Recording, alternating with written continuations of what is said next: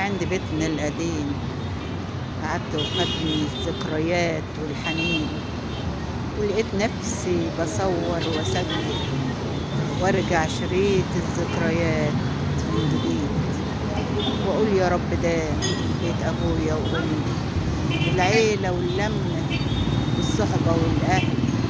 كنت طفله، كنت شابه، كنت عروسه بفكر. ولما رحت بيت جوزي ربنا اداني الاولاد وفرحت وسعدت، لكن حنيني دايما لبيت ابويا موجود، حنان الصحبه والعشره والوجود.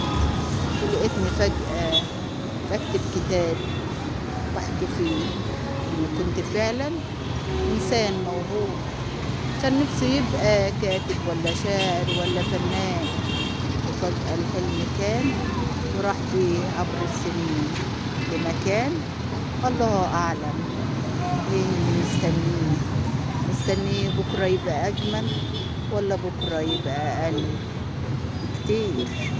يا رب حلمي بين أيادي الله أصعد بيه بأعلى المراكب، وأنول قبل ما أقابل وجهك الكريم ورضاك، أنول شيء من أحلامي اللي بعثرتها عبر السنين.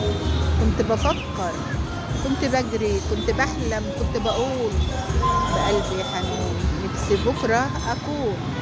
ويا رب أبقى عند حسن الظن وأبقى إنسان بالحب مأمون.